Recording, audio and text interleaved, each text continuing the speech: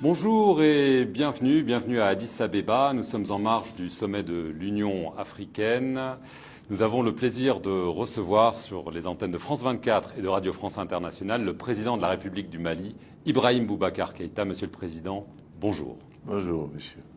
Avec moi pour vous interviewer, Christophe Boisbouvier de Radio France Internationale. Monsieur le Président, bonjour. Bonjour, Christophe. Monsieur le Président, dans le Sahel, la situation sécuritaire empire. Le G5 Sahel est en difficulté, il y a des blocages aux Nations Unies.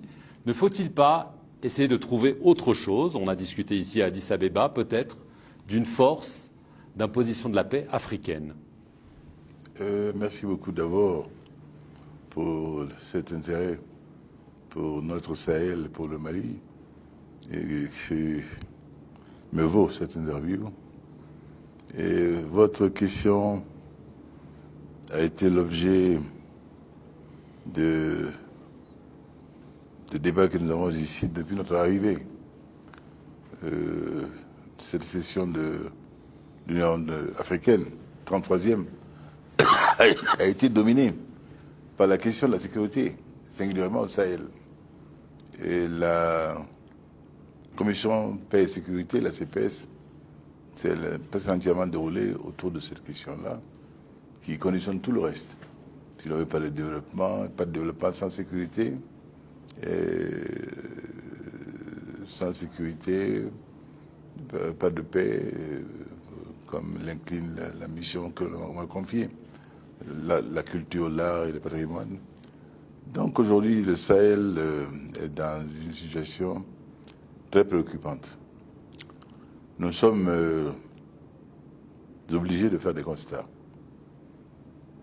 Au long de ces derniers mois, nous avons senti comme une sorte d'agressement des forces adverses.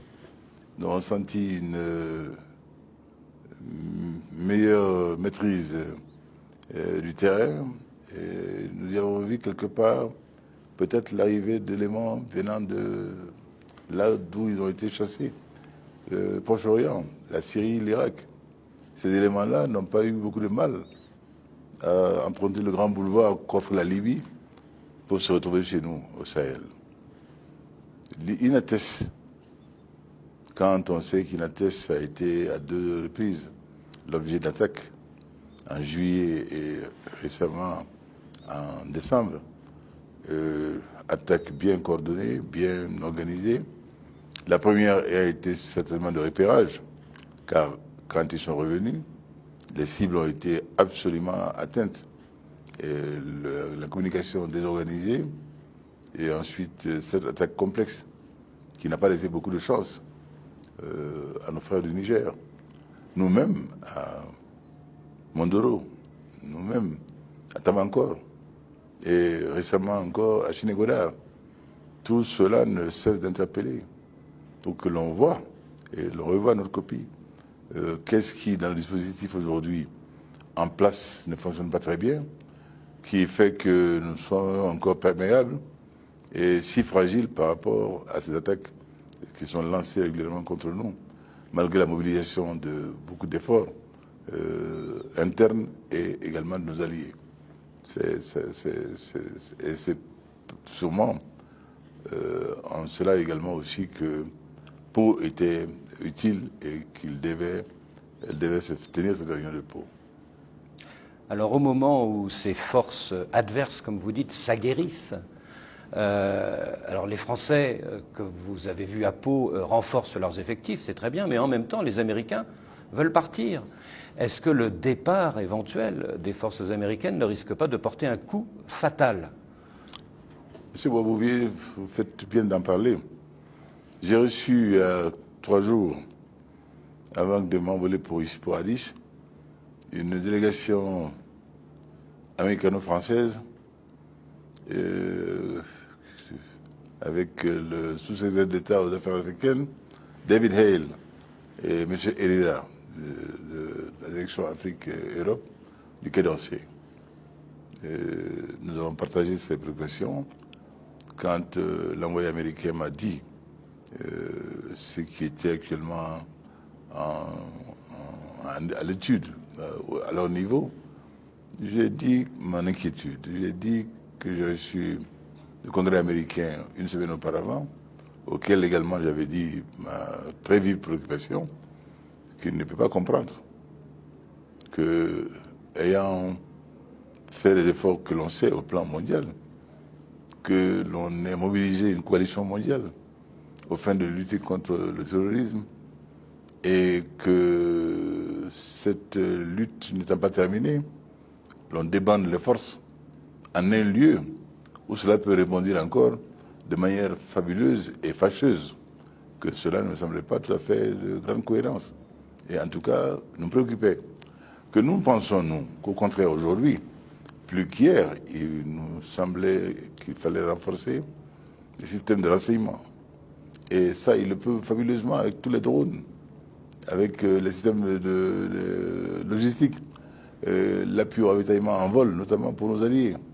De cela, nous avons besoin. Cela est utile et indispensable aujourd'hui à l'efficacité de nos actions dans le Sahel. Alors, si l'on nous dit que cela pourrait ne pas être demain, il y aurait de quoi inquiéter. Et je l'ai dit, cela a été noté. Je pense qu'il y aura peut-être un assouplissement.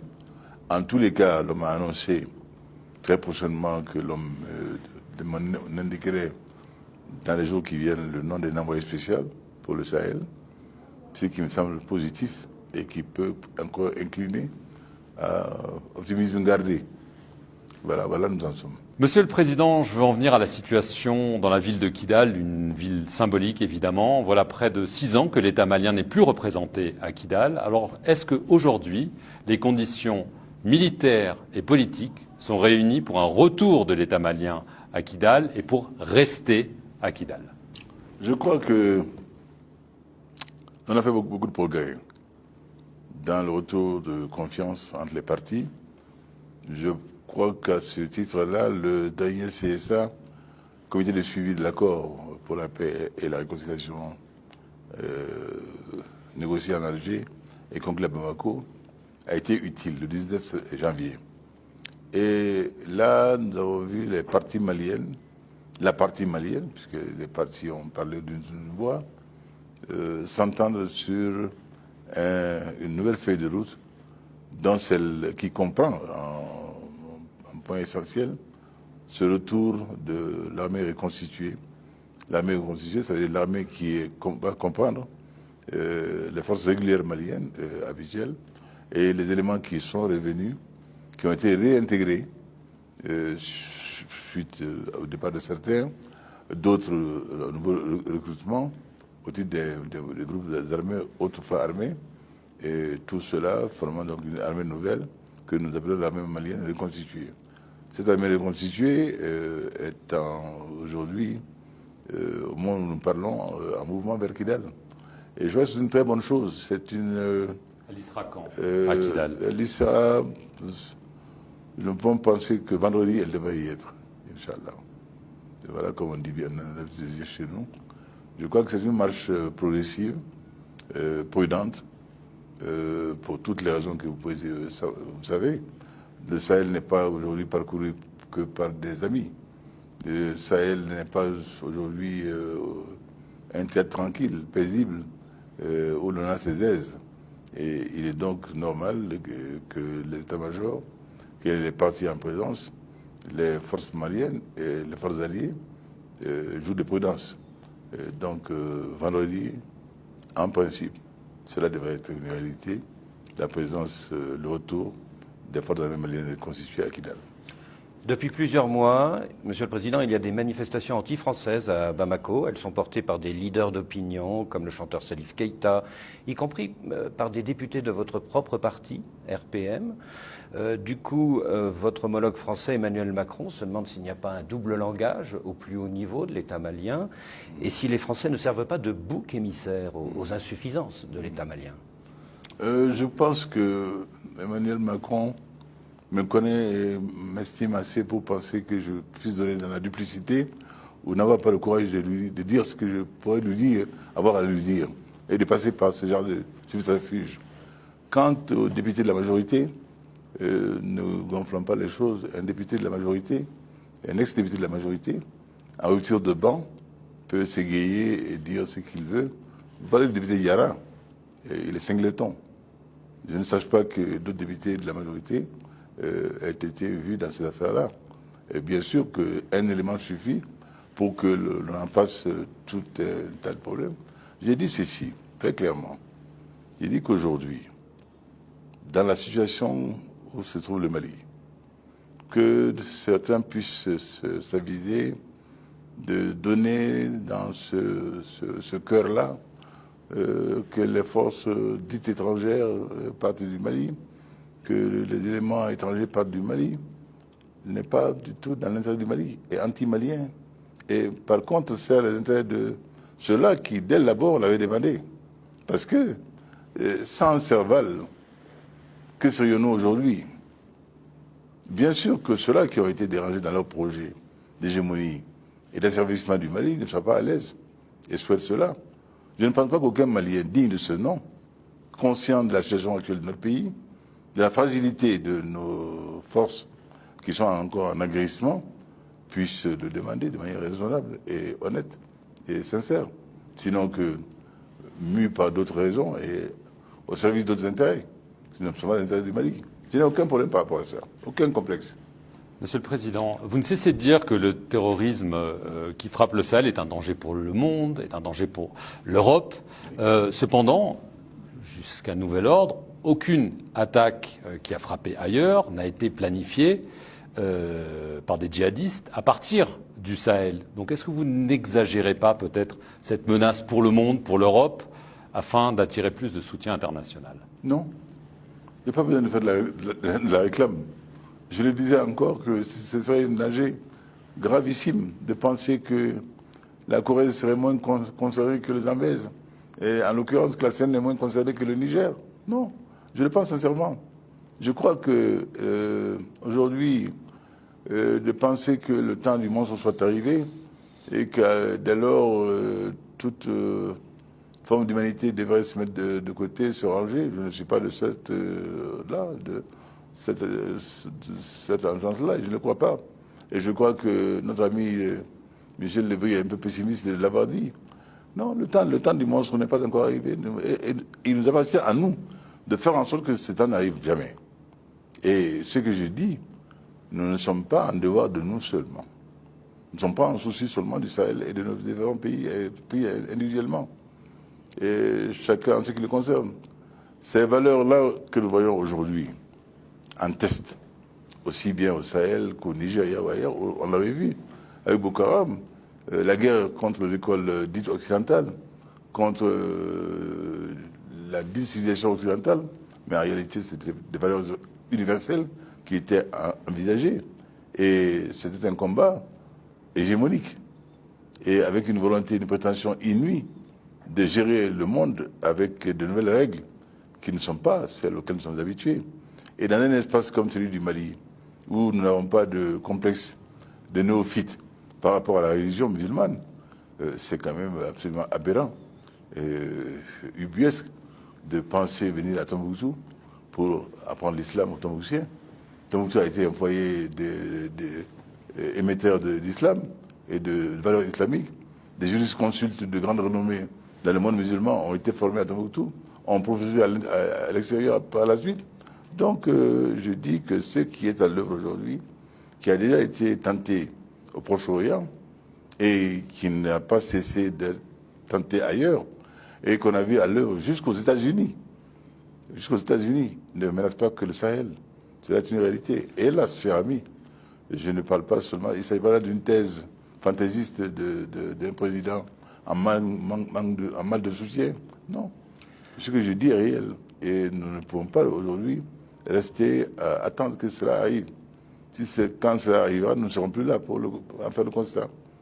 Le mois dernier, votre prédécesseur Diankhounda Traoré a dit publiquement que vous étiez d'accord pour qu'il rencontre deux chefs djihadistes, Amadou Koufa et Iyad Agrali. Est-ce qu'on peut appeler à la mobilisation contre le terrorisme tout en se disant prêt à parler avec les terroristes? C'est pas du tout antinomique. Je crois que quelle que soit l'âpreté d'un combat, et je sais que je ne pense pas le meilleur de cela d'entre vous de citer les noms. Mais j'ai devoir aujourd'hui et mission à créer tous les espaces possibles et à tout faire pour que, par un biais ou un autre, on puisse parvenir à quelque apaisement que ce soit possible. Parce que le nombre aujourd'hui des morts au Sahel devient exponentiel. Et je crois qu'il est temps que certaines voies soient explorées.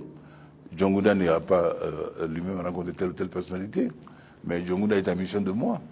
Il est mon représentant, donc il a le devoir également d'écouter tout le monde et de voir si tel ou tel dans l'entourage de tel de cela peut être sensible à un discours de raison et également comprendre aujourd'hui qu'avec la mobilisation qui est faite au plan africain, au plan mondial, les chances de prospérer dans cette voie-là deviennent assez difficiles. Et on peut parler avec Abou Walid al-Sahraoui aussi. Et dès lors qu'il faut que vraiment on va aujourd'hui, avec raison, si possible, et avancer, ne rien exclure. Je note une chose, cher M. Boisvilier, cher ami, qu'en Algérie, quand il y avait cette terreur qui était sensible, visible, quotidienne, personne ne pensait qu'il était possible que des voies puissent s'ouvrir, qu'une concorde nationale puisse être atteinte et qui conduise à l'apaisement que l'on voit aujourd'hui dans l'espace algérien. Et c'est donc pas une vue de l'esprit, quelque chose de l'ordre de l'impossible. Pourquoi pas éventuellement? Mais je ne suis pas naïf, c'est disant. Je ne suis pas naïf du tout. Ceux qui ordonnent que l'on vienne dans une mosquée se faire exploser au milieu des fidèles n'ont pas beaucoup mon estime. Et chacun le sait. Et moi, j'ai travaillé avec Yad Akoulouba, nous avons fait me conseiller, mon conseiller diplomatique, lui conseiller aux deux affaires du président Konaré à l'époque. J'avais gardé le souvenir d'un homme courtois avenant.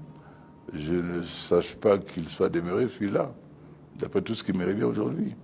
En tous les cas, beaucoup d'actes ont été commis. Et je voudrais dire aussi ceci. Cette histoire de dialogue, de dialoguer avec Koufa et Yad n'a pas surgi comme ça, au réveil d'un somme de IBK. Nous avons, au Mali, tenté la gageure d'un dialogue national inclusif.